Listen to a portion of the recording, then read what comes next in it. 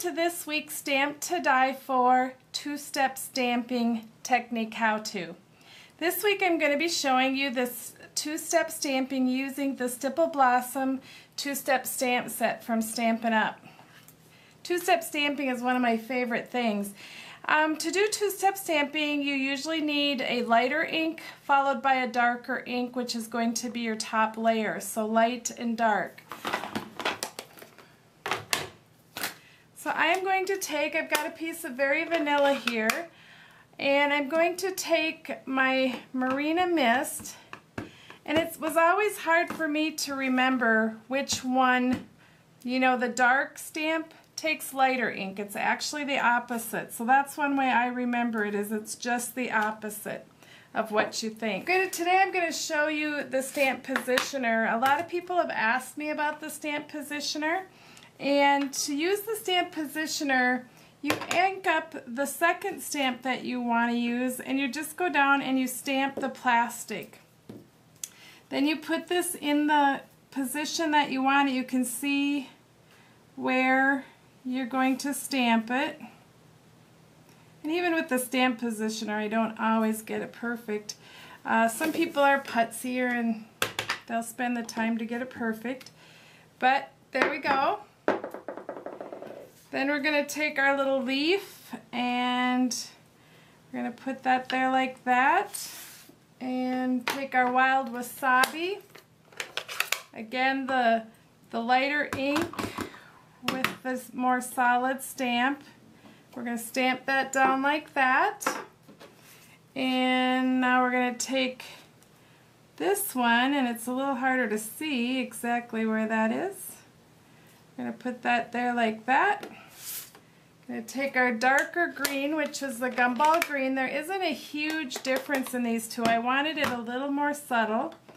We're going to go in and stamp, and there you have it. Two-step stamping. It's a quick, easy way to get some amazing color in your card, and with the stamp positioner, it sometimes seems a little easier for people. I do want to show you that you can, line these up fairly easily.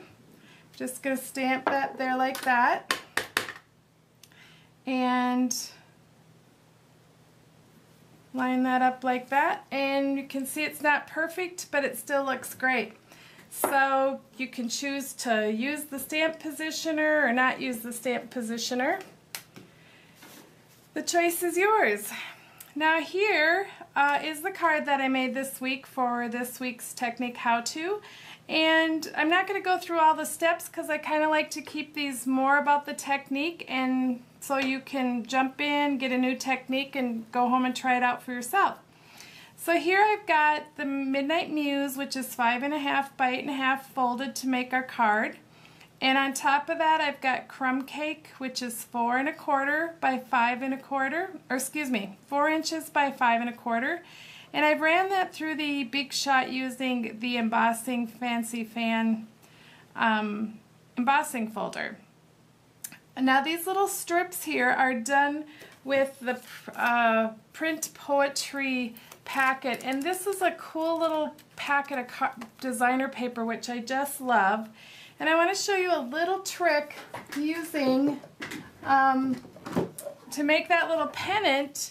I've got this is cut 3 inches or 3/4 of an inch, and when you go in, you just line up this point with the center of the cardstock, and then the outsides with the edges, and you just punch, and that's what gives you a really easy pennant. It's a quick, easy way to make a pennant, and all you need is a square punch. Doesn't really matter what size. So our pennants are 3/4 of an inch wide. The top one is 5 inches, the middle one's 5.25, and the bottom one is 4.5. And our piece of cardstock here, I believe, was 2 3/4 by 3 inches, and then this one's just 1/4 of an inch bigger, so 3 by 3.25. The button is the designer buttons, and those come in family groupings, and this is part of the natural group. You get 3 different designs.